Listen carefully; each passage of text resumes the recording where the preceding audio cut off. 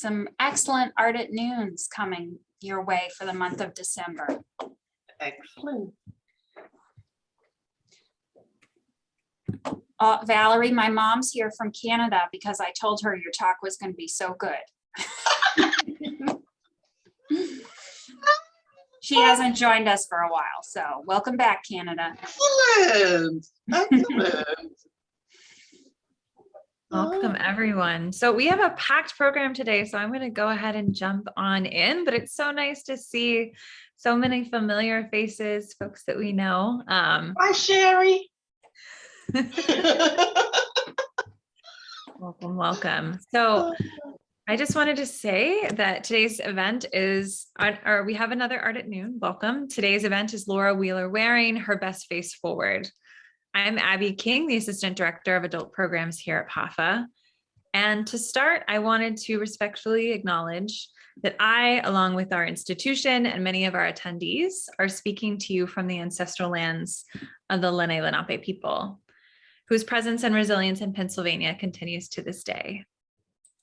I also want to thank the folks that support Art at Noon, help us keep this program free and open to everyone. The Fall's Art at Noon lectures are supported by the Barron family in memory of Rose Susan Hirshhorn Barron, a former docent at the Academy and a great supporter of its education programs. And before I hand things over to a special guest, I want to mention a couple things. We are recording today's event. You'll probably see the little record button, and we will be uploading it to our YouTube channel later this afternoon. So if you know of anyone who've missed it, please feel free to share the link with them and check out our library of programs from the past year and a half. We have, as Anna mentioned right when we started, we have some great Art at Noons also coming up to finish off our season. Our next 2 Wednesdays, we have, next week, we have Dr. Nancy Heller, who's been with us before, who's going to be presenting Dirty Pictures, a 21st century feminist introduction to the nude in visual art. So tied to our Joan Simmel exhibition.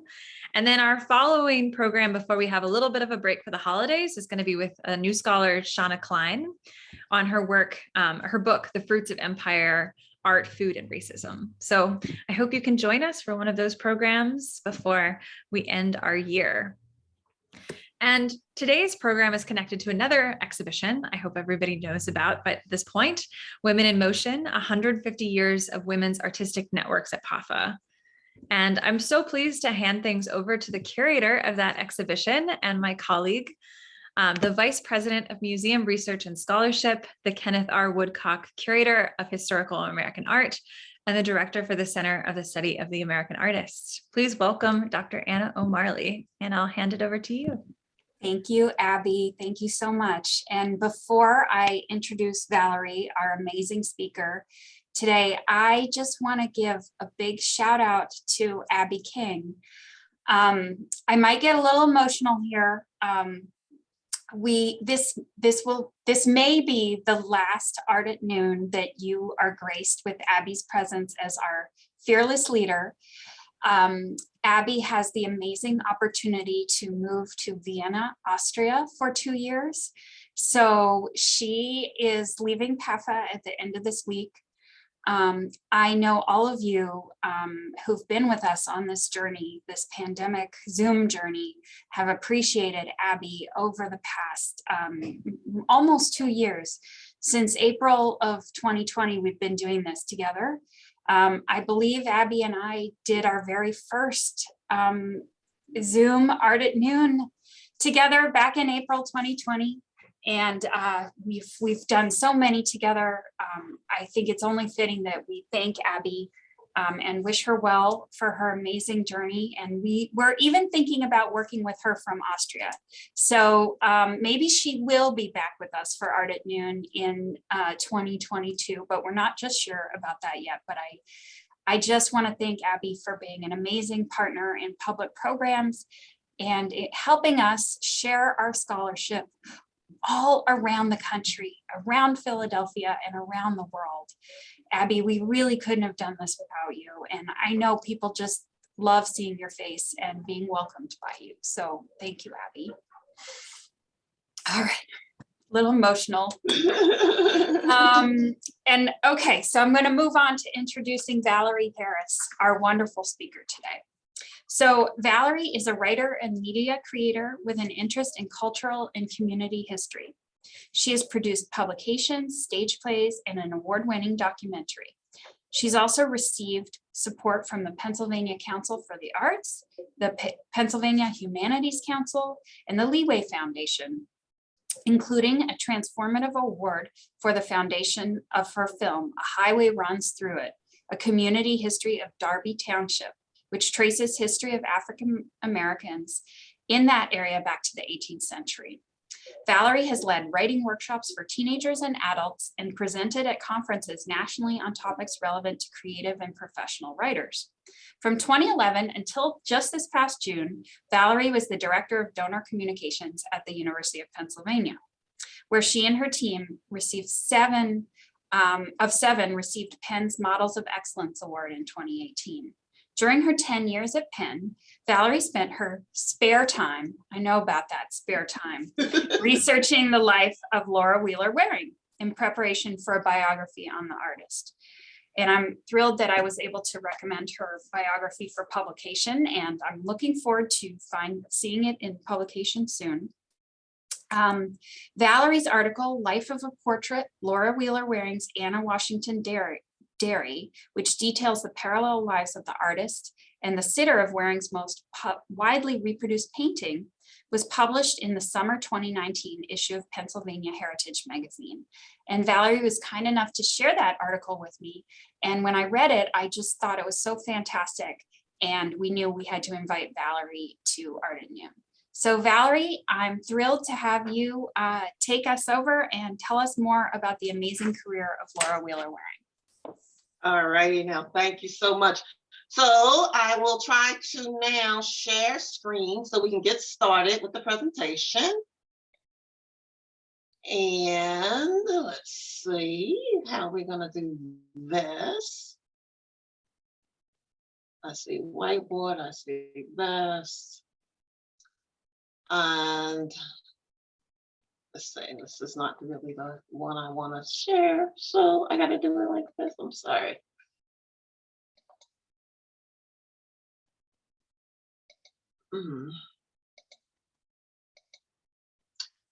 View, let's get, we need the normal view and we need slideshow.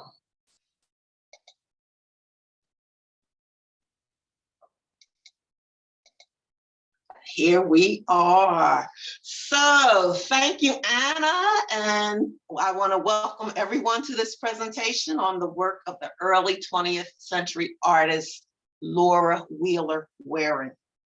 I appreciate the invitation from the Academy and Art at Noon coordinator, Abby King, who's been great working with her.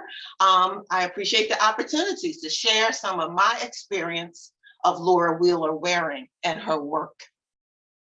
Throughout this presentation, I will probably switch between referring to the artist as Laura, which is how I think of her, or Laura Wheeler or Laura Wheeler Waring, her formal names. And I'll probably also use interchangeably the terms colored, Negro, Black, African American, which have served as the formal names of the race, whatever seems to fit at the moment. So let's get started. Okay. Laura and me. I first started considering Laura back in 2011. I had just finished work on a documentary film and was looking for a new research project. I had been reading about the African-American sculptor, Augusta Savage, and I considered her as well. But since I was starting a new position at the University of Pennsylvania, I wanted a subject who would be relatively accessible to me. Laura's long career as an art instructor at the Cheney Training School for Teachers made her a favorable choice because I graduated from Cheney State College many years ago. And I have sat in the Leslie Pinckney Hill Library where paintings by Waring hung. Her activities in Philadelphia, including her studies here at the Academy, also piqued my interest. However, I admit that her background as a member of the Black elite and my initial presumptions about that were a bit of a turnoff. But as I got deeper into my preliminary research, I gained a broader perspective of the artist, and a greater respect for what she accomplished and what it took for her to persevere in her work. There are a couple of things that I'll focus on in this presentation. One is the question of ambition, which was prompted by reading an article by an art history professor that included this statement on the screen. The professor is referring to the years after Waring won the first prize in fine arts awarded by the Harman Foundation in 1927, and after her third trip to France in 1929. But Waring produced many paintings, including a number of paid commissions in the 20 years between her well-publicized award and her death in 1948. More to the point, I think that the idea that Waring lacked strong ambition is a rather condescending label to attach to a woman of Waring's race, background, and economic status during the era in which she lived and worked. We'll see that Waring, over the course of her life, had a number of obstacles to overcome in order to keep functioning as an artist. Obstacles that were certainly not unique to her, but most definitely impacted her output in her career. The other issue that I'll focus on is the question of how to represent the race. From the earliest beginnings of this republic and throughout Waring's lifetime, African Americans were routinely caricatured and maligned in American visual culture and literature as a means to justify the segregation and discrimination that prevailed. Combating the negative imagery and sentiments projected upon African Americans was a primary aim of members of Laura Wheeler Waring's class, the talented 10, as Du Bois called them, these missionaries of culture, despite the prejudices toward the masses that they themselves held. For Waring, representing the race was a responsibility that she bore constantly. In her life, in her work as a teacher and a role model for the next generation, and in her art as an illustrator and painter of portraits. I say responsibility and not burden, because there's no indication that she ever considered it a burden. In fact, the role of cultural missionary was one that Waring was born to play.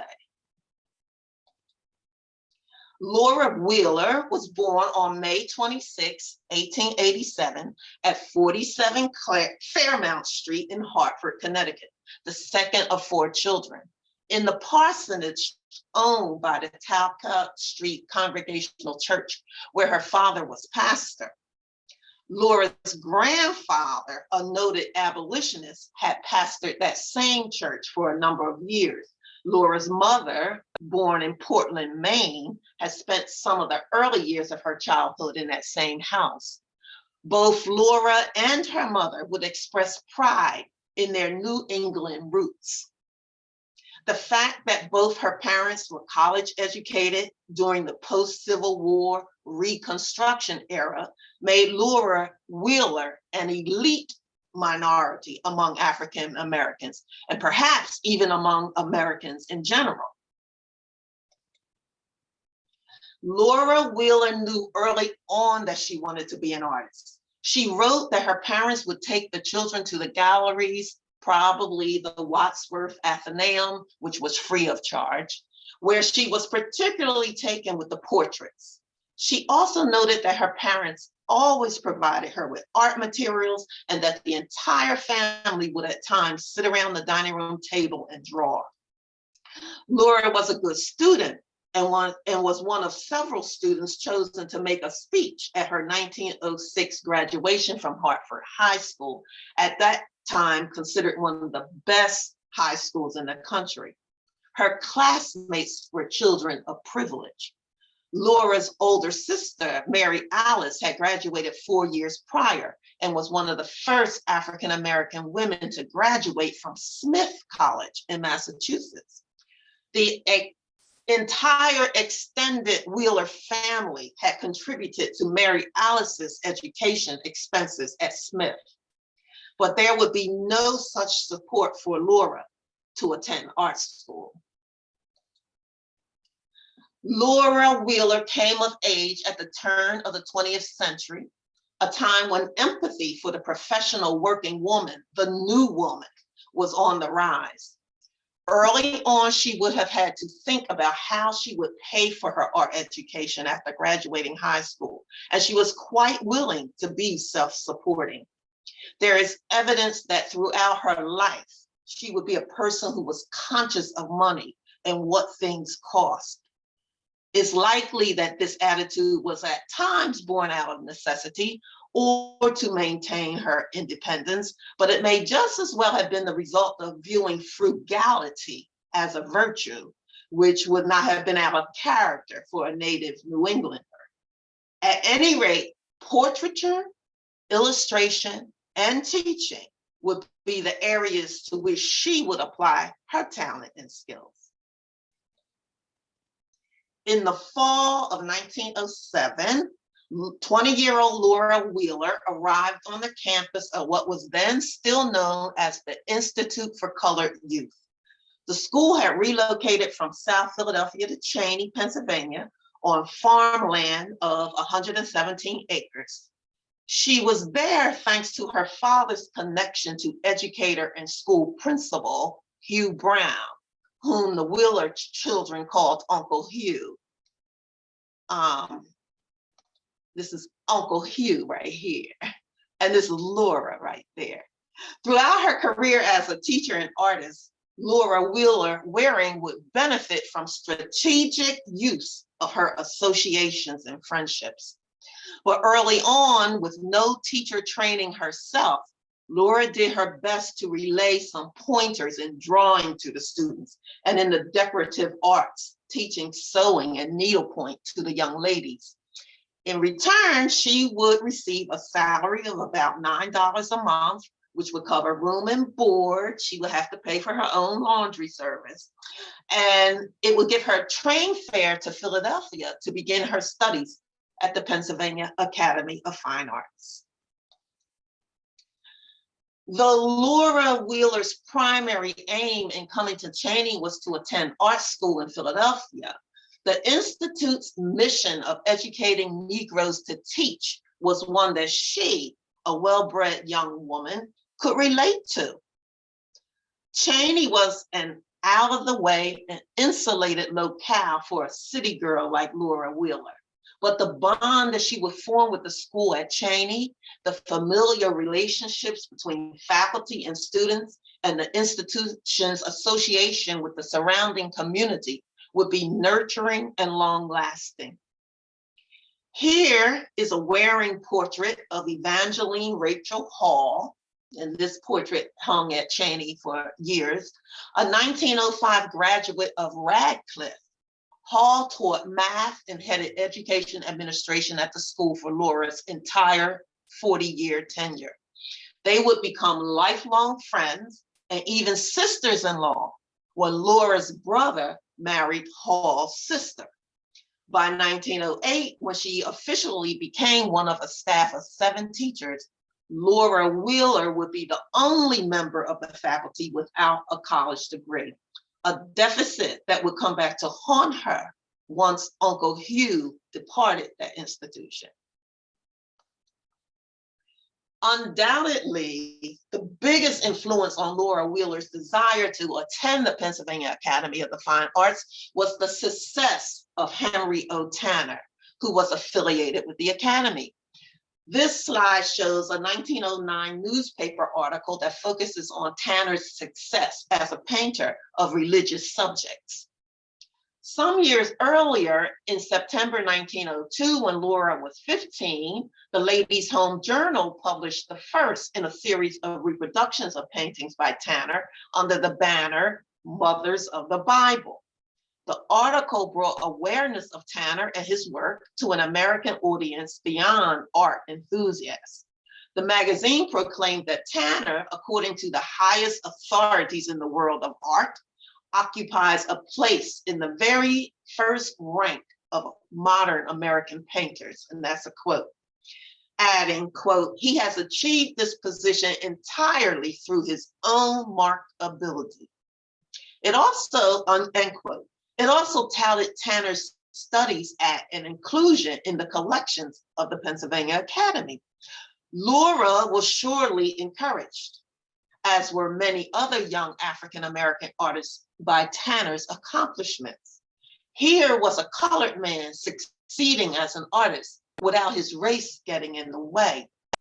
But note the inserted letter dated 1878 from an Academy trustee member about not admitting or barring students based on race. This letter may have been about Tanner, who entered the Academy in 1880 and spent an unhappy, relatively unhappy 2 years studying here.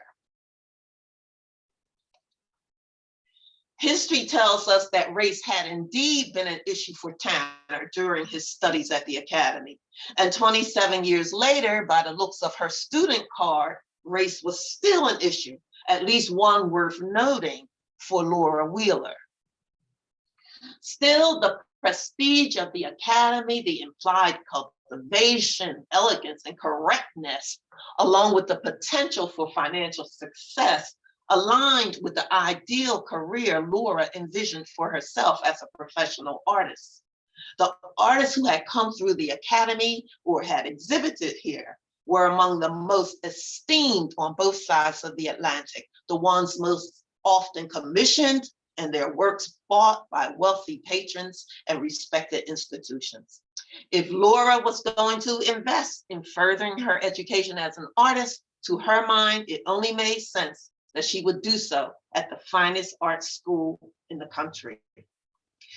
This young African-American woman, born and raised in New England, would bring to the Academy her own pride of family, an elite upbringing, and deep-rooted traditional values, combined with talent and ambition, all of which contributed to her self-confidence and her quiet determination to navigate any obstacles that racial prejudice might put in her way.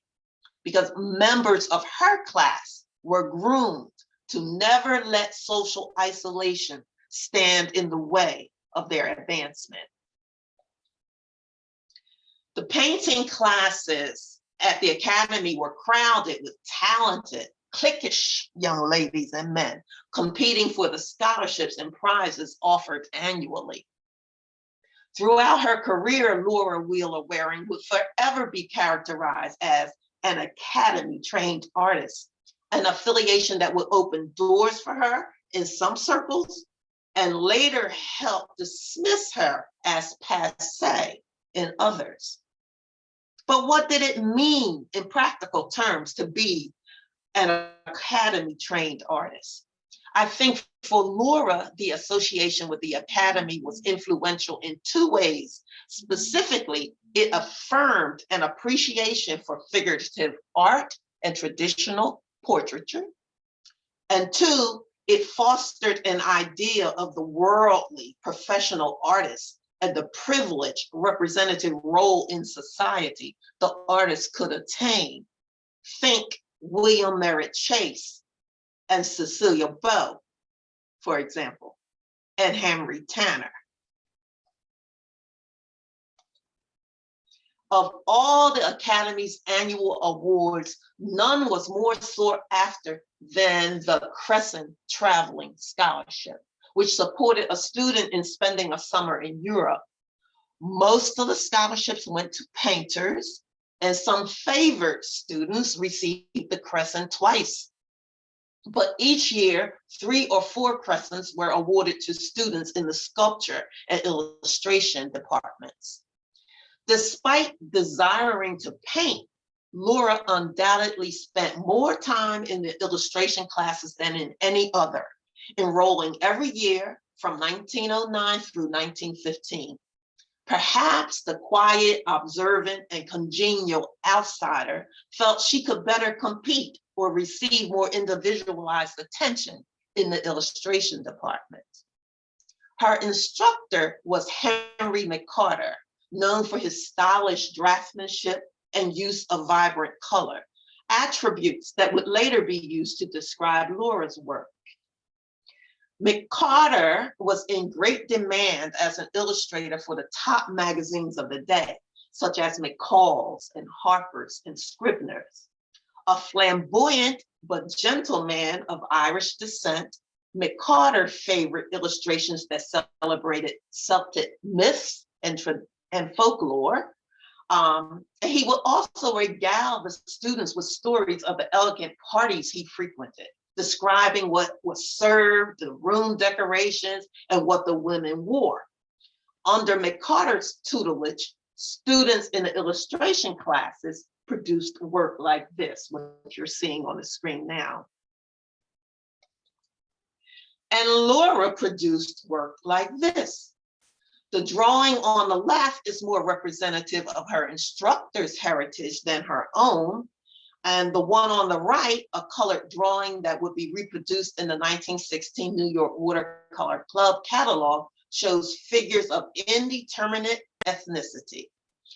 The drawing watercolor is called Heirlooms, and the four females appear to be admiring necklaces, hats, and fine lace that have been passed down to them.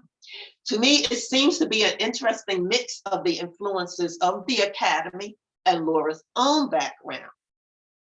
Every year, the Academy catalog featured samples of student work. In 1912, Laura's drawing on the left was featured as an exemplary sample from the illustration department. The Academy's illustration classes were promoted as practical instruction to enable students to immediately enter the fields of newspaper, magazine, and book illustrating. While opportunities for Black illustrators were minimal in comparison with what Laura's white peers might hope to obtain, there did exist a few sporadic prospects. Laura's first professional illustration was published on the cover of the January 1913 issue of The Crises, the monthly publication of the National Association for the Advancement of Colored People, or NAACP. The Crises was edited by the activist intellectual Dr. W.E.B. Du Bois. Subtitled The Emancipation Number, this cover featured Laura's drawn portrait of a dignified elderly Black man, the type of gentleman who may have frequented her father's church. The drawing is dated 1912, which indicates that Laura may have produced that drawing for her illustration class at the Academy that year. The January 1913 cover would mark a long-standing working relationship between Laura Wheeler Waring, W.E.B. Du Bois, and The Crises magazine. While it is doubtful that Laura was paid for The Crises cover, and you'll see more about that moving forward, perhaps this public recognition has some influence with her illustration class instructor. By the following spring, May 1914, the Academy's coveted Crescent Traveling Scholarship went to Laura Wheeler. Winning the Crescent was the high point of her artistic life thus far, affording Laura the first of 3 trips she would make to tour, study, and paint abroad. World War I cut Laura's long-anticipated summer in France short, and disappointed, she returned to a somewhat different, more demanding Cheyney. Her uncle Hugh had by now departed as principal and had been replaced by the Harvard-educated, autocratic Dr. Leslie Pinckney Hill. And that's Dr. Hill right there. He doesn't look very pleasant. And that's Laura putting her own best face forward on the situation. Dr. Hill, who was also a poet and playwright, was less impressed with Laura's art background and more concerned with ensuring that Chaney had on staff teachers of the highest academic credentials. He insisted that she take classes at Harvard and Columbia during the summers to shore up on teaching methods. Hill was a solid member of the NAACP and initiated a branch at Chaney. He also was a founder of a community center in nearby Westchester and insisted that Chaney faculty participate in community activities. For a time, Laura also continued to lead the Chaney chorus, which she modeled after the famed Fisk Jubilee singers, training the students in high-tone spirituals and classical music. Under Dr. Hill, after the mandatory post-Crescent year, Laura really had no more time to attend classes at the academy.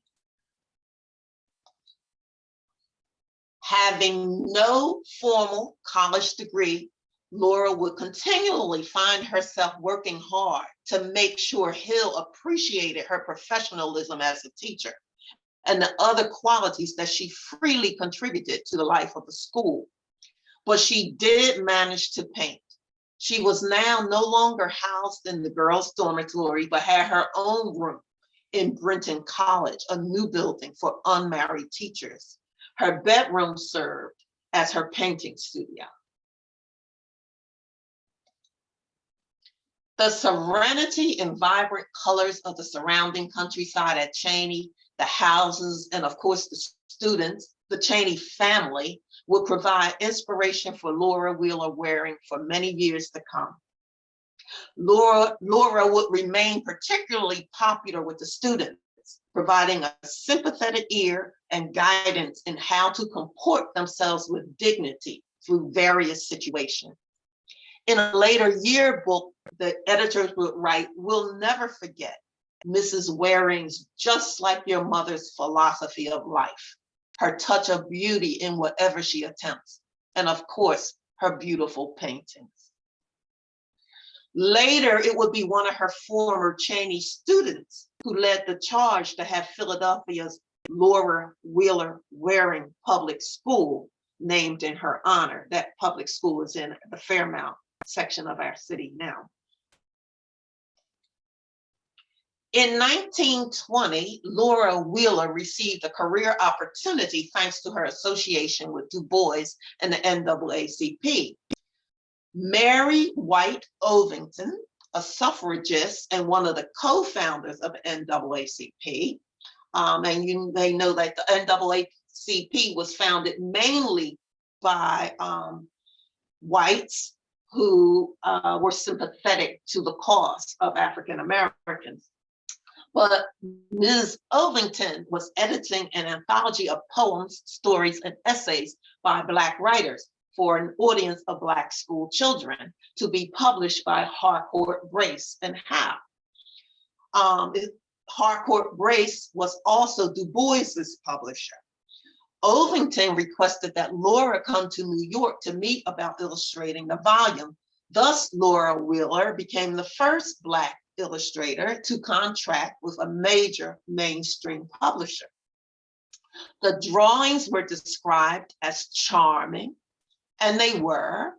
I especially liked the cover, the studious young girl with the crinkly hair and the bow, the little boy with overalls that don't have a hole or a patch on them, and the fact that they're reading, which indicates the interest and aptitude for reading for both education and entertainment, qualities not typically applied to Black people in American literature. Our representative role in American literature was as workers, not readers. But oddly enough, Laura was not credited as illustrator, as noted in the advertisement here. You see illustrated by a Negro artist. Although I'm sure she was paid for her work, I've wondered why Laura was not credited in the book. Did she not want to be credited at that time? For one thing, there were no color illustrations in the book, which must have been a disappointment. Around the same time as The Upward Path, Harcourt Brace also published 3 other volumes for children, among them a book of Czechoslovakian fairy tales and tales of enchantment from Spain. These books all featured lavish and brightly colored illustrations. Laura loved using color, as demonstrated by these 2 pieces done later. The one on the right is for a Christmas card. She would have probably produced a beautiful children's book. There is evidence of several requests for color treatments of her cover designs for the crises, but color reproduction was an expensive process, a luxury that was frequently denied Laura in her illustration work. One instance where Laura received the use of color is in this cover illustration for the Brownies book, a children's magazine published by Du Bois in association with the Crises and edited by the writer and Laura's longtime collaborator, Jessie Redmond Fawcett. The Brownies book, published for only 2 years, from January 1920 through 1921, and featured several illustrations by Laura and a core group of illustrators, all with varying styles in depicting Black children. Overall, the Brownies book aimed to represent Black children as enjoying the same kinds of activities, and just as importantly, deserving of the same opportunities for fun and joy and fantasy as other children. Here, Laura's rendition of rosy-cheeked little girls dancing around the maypole is reminiscent of the work of other popular children's book illustrators of the day. Laura frequently created elaborate 2-page spreads for the Brownies book that showed children in various modes of expression and enjoying themselves. This one I find fascinating. This one was an illustration for a poem on Halloween. And I'm looking, I say, are the children on this side of the fence little Black kids spreading the fun of Halloween? And who are the children on the other side of the fence? I see a frowning face here in the far left. Have these Black kids wandered into a neighborhood where they are not particularly welcome? I don't know, but I do know the feeling. And I wonder how this extravagantly detailed image would look had it been presented in the vibrant colors that Laura favored. Here are some of Waring's renditions of children. I think she was very good at representing their emotional disposition. The figure on the left, sometimes called Little Brown Girl and at other times labeled Christine, seems to be challenging Waring to show her something like, what do you have for me? As for representing the adult Negro, the Crises remained the primary vehicle for doing so as an illustrator. The first issue of the Crises appeared in 1910. Laura Wheeler was first published in it 3 years later and was pretty much a regular thereafter. She titled this 1919 cover image, A Study, which makes me wonder if this was a holdover from her illustration classes at the Academy. One of the most frequent themes propagated through the pages of the Crises was the barbarism of lynching and the fight for protection of Black people from lynching under the law. Laura did very few, only 1 or 2 illustrations referencing that unpleasant topic. She would continue to publish drawings in the magazine for more than 19 years until 1932. Her forte was illustrative storytelling, focusing mainly on poems, short fiction, essays, and plays that showed another little publicized rendition of the African American condition. That is, the lifestyle of the rising Black middle class. Laura Wheeler was not overtly political, but she very much believed in the need to counteract the negative stereotypes of Black people in art and literature. In this 1917 illustration for the poem To America by James Weldon Johnson, an adult female with shaded face watches over a group of genteel colored youth. One of the youth kneels before the pool of knowledge and culture, attempting to drink, though his wrists are in chains. The female figure on the pedestal, representing America, dressed in the American flag, looks down on the group with disdain. But while completing dozens of illustrations, Laura Wheeler Waring's primary goal was to advance in her painting. Like many artists, she felt it would be beneficial to return to Europe, particularly France, for an extended stay of study in one of the several art schools in Paris, following in the footsteps of her hero, Henry O. Tanner. She needed to augment her teaching salary to finance a return trip to France. And in the early 1920s, she was focused on doing so. The crises provided some visibility for her as an artist, and she was grateful for every mention in the magazine of her exhibitions and related activities in the art world. But whenever possible, she wanted payment for her contributions of illustrations to the publication. There is a long-running stream of communications with Du Bois on the subject of getting paid. Represented or picturing the Negro was not just about what we looked like. It was just as much about presenting the lifestyles, aspirations, and attitudes of the emerged class of African Americans. Here are two samples of Laura's work for the crises. The left is an illustration for a story called An American Citizen by a white writer, Dorothy Canfield. Here, a young girl remembers how Jeff, the elevator operator in a New York City building, would tell her stories about his life down home in Virginia. Notice that his casual, confident stance is hardly what might be expected of him if the story took place in the South. The illustration on the right is from a published one-act play, The Deacon's Awakening by Black dramatist Willis Richardson.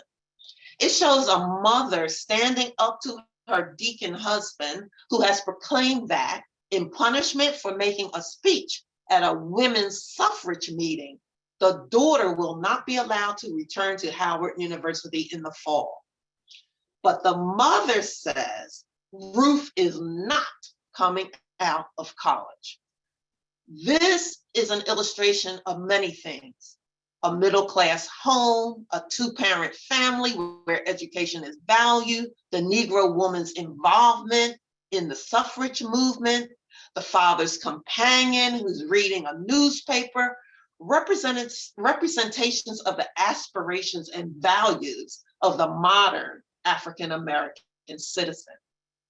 Note too, that the illustrator was having a hard time collecting payment for her work. And I hope that that's not blocking you. It says, you haven't said a word about remuneration for the pictures, for the story. The paper I use costs something, you know, also postage. It pains me to tell you this naturally. And that's Laura to Du Bois. Everybody treated Du Bois with the utmost respect at all times. The issue of the tragic or troubled mulatto, or the Black person who could pass for white, was a popular literary subject during the first half of the 20th century and served to drive home the point that Black Americans were not a monolithic group and that race is a fluid construction. Here, a woman counsels her relative that she is headed for trouble if she continues to deceive her boyfriend about her race, to which the relative responds, I wish you'd let me alone. Meanwhile, we see Laura in another instance of having to dun Du Bois for payment. She may have become aware that Du Bois was paying Albert Smith, another prolific illustrator for the Crises and the Brownies book, $15 for his cover work, particularly after Smith had relocated to Paris to pursue his career. And here you can see where Du Bois is offering Laura $7.50. And she says, I am not pleased with the price. I cannot do these for less than $10. I haven't been paid for the April one yet. And this is like continuing back and forth with those two. Du Bois was a Pan-Africanist, that is, an advocate of the idea of universal brotherhood among Black diaspora peoples. And he used images of Egypt to symbolize the rich heritage of African descended people. He wanted Black Americans to be proud of their connection to Africa and the discovery of King Tut's tomb in 1922 and the subsequent craze among whites for all things Egyptian prompted a number of related essays in the Crises. Laura contributed to the visual vocabulary with a series of stylized pen and ink drawings featured on the magazine's cover. Like any good freelance artist, she tried to give the editor what he wanted, combining elements of African iconography, as in the border and design on the heart, with the Art Nouveau inspired decorative elements she was accustomed to using.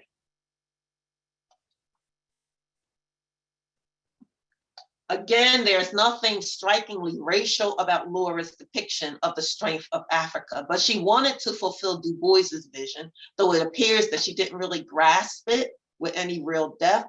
The stylization, the Art Nouveau flourish of the fan, the female slouching forward like a Park Avenue lady walking her dog, clashes with the title and idea of the strength of Africa. So that image doesn't seem to work, really, except as a design.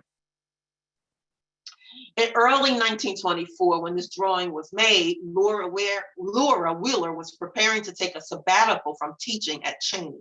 She had done her research and found that this was something that she could legally do without fear of losing her job. And she was constantly in fear of losing her job because she didn't have the degree that this Harvard-educated president demanded. She could do it. She could take her sabbatical if she had her boss's consent.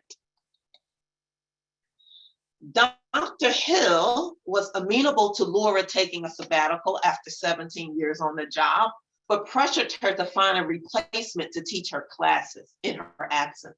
Laura put the word out to her contacts in Washington, D.C. Her sister was still active in the social circle of D.C.'s Black teachers there.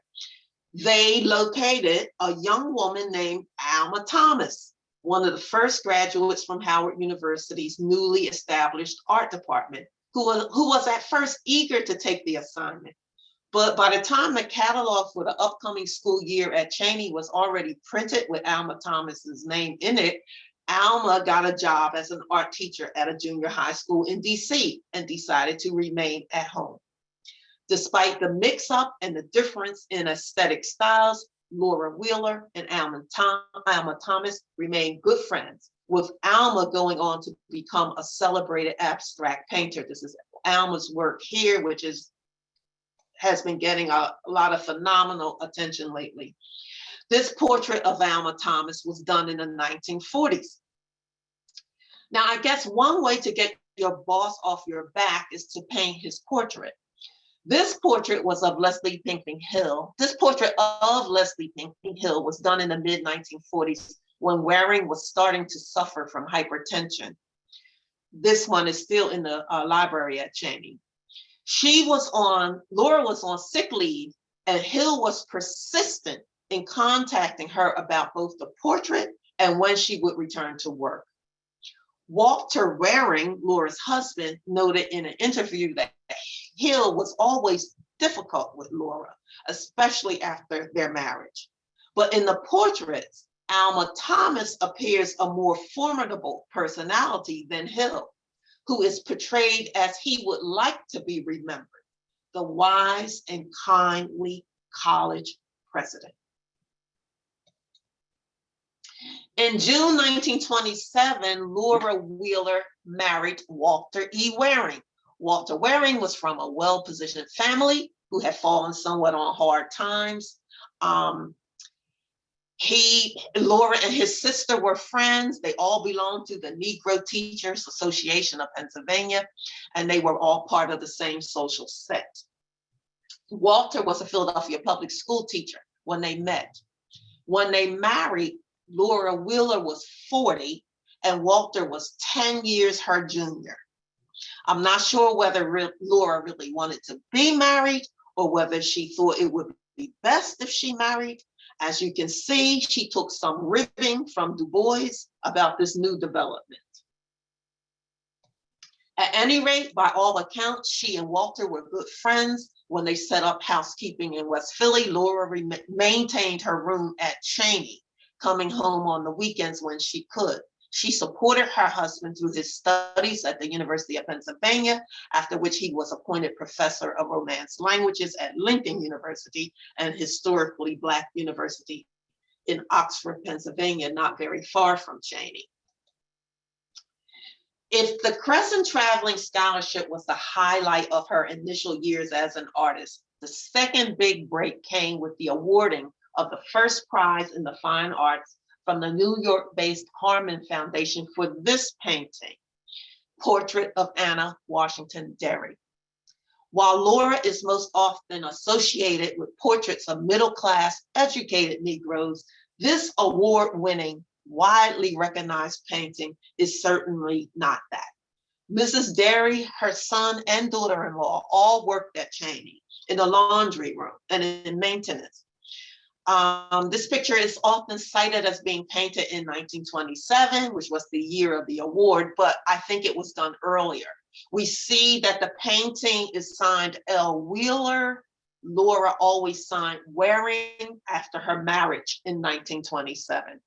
Further, a Philadelphia Tribune newspaper article notes that the painting was on view at a tea given in Laura's honor in March of 1926. So I believe this painting was done in 1925 when Laura returned from her sabbatical in France.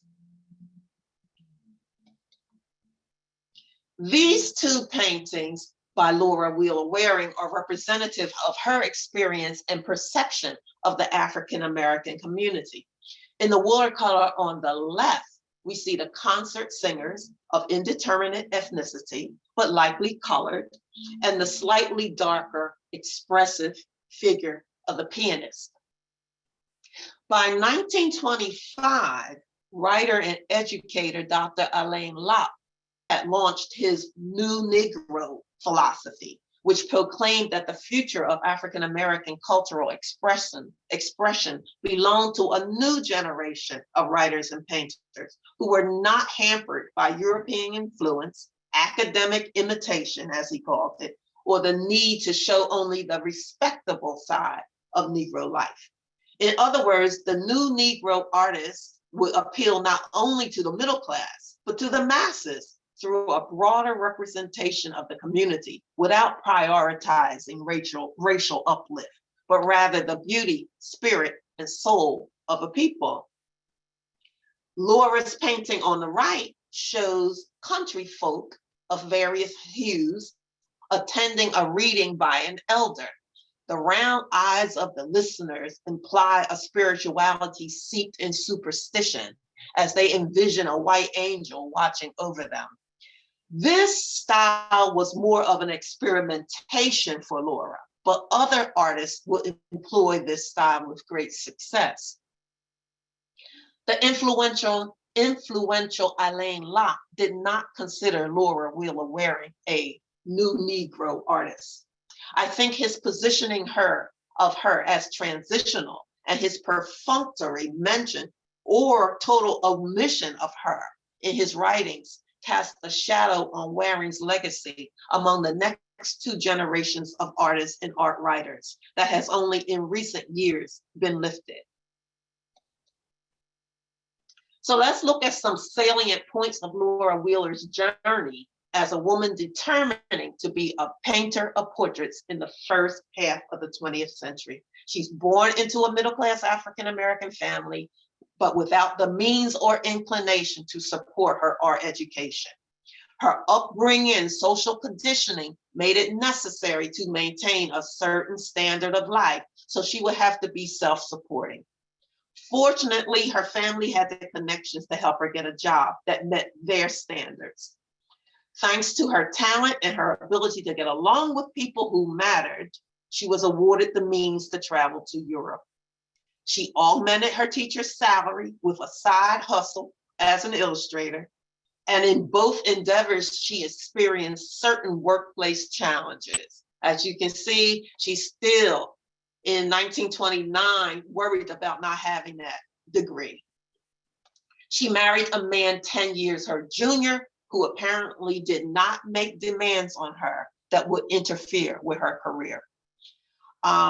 She received a prestigious award for what was for her a groundbreaking painting. And by her early 40s, she was being repositioned against the rising core of new Negro artists by the art influencer Alain Locke, who characterized her work as derivative, indirect, and falsely sophisticated. In the 1930s and 1940s, Laura Wheeler positioned as a traditionalist, old guard, non-racial. In fact, in an interview, Walter Waring described his wife as conservative by nature and having a restraint in almost everything. The phrase white art painted black was coined by the artist and illustrator Aaron Douglas, who would gain great acclaim as the new Negro magazine and book illustrator that even Du Bois favored for the crises. And still, Laura painted and exhibited widely. She painted family members, associates, Cheney students, and elite personalities affiliated with the African-American community. She received several high-profile portrait commissions during this time, including one from Mary White Ovington, the co-founder of the NAACP, Christopher Perry, founder of the Philadelphia Tribune, and Judge William Houston, a prominent Washington, D.C. attorney and the first African-American graduate of the University of Chicago Law School. I've referred to Laura as a society painter during this phase because her name was often in the society pages.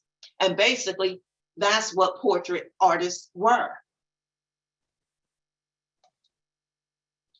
The third and final boost to Waring's career came in 1944 when she was asked to contribute to a Harmon Foundation project of portraits of outstanding Americans of Negro origins. Most of these paintings you can find online, but this one of the musician and arranger Harry Thacker Burleigh is among my favorites, and I believe shows Waring at her best. These were not paid commissions, but the foundation director hoped that they would lead to commissions. The main point of innovation here was that there would be two women, one white, Betsy Graves, and one black, Laura Wheeler Waring, having painted this series of portraits of accomplished African Americans, and that the paintings would travel widely and contribute to interracial understanding. Actually, the foundation director expressed pleasure that Waring's conservative approach to portraiture would allow viewers to grasp the personality of the sitter. In other words, Waring's traditionalist style was an asset here because it made the work accessible to a mass audience. The portraits of outstanding Americans toured widely at venues throughout the United States, starting in 1944 and for a number of years thereafter. In 1947, Laura Wheeler Waring took ill. She had suffered from digestive issues and hypertension for some time and died of an apparent stroke in February 1948. I would say she accomplished a large part of her life's ambition, as her final body of work brought her name to a broader audience than she had ever before achieved. Additionally, in this final series of portraits, she remained among those that Du Bois termed missionaries of culture, putting forward some of the most famous faces of the race to the best of her ability. And lastly, I would like to give Laura Wheeler Waring her due on being a forerunner for contemporary Black figurative paintings, whose works today are being acquired by institutions and private collectors at record-breaking prices. The catalog for the Michelle and Barack Obama Portraits Tour, currently underway, refers to the power of portraiture to promote cultural change. I say that in depicting the rising Black middle class and the poise and self-respect of regular people like Christine here and the award-winning Anna Washington Derry, Laura Wheeler Waring signaled that a cultural shift had already occurred among African Americans, and that there was certainly more change to come. So I'll end there, and I thank you for allowing me to share with you the work and my impressions of Laura Wheeler Waring. Wonderful. Thank you so much, Valerie. That was fantastic. What a whirlwind presentation. Really amazing. Thank you. And you're getting so much love from the chat. Unfortunately, we are at the end of our time today. I did want to make sure if anyone had follow-up questions or thoughts to share, I'm going to drop Valerie's website and information here.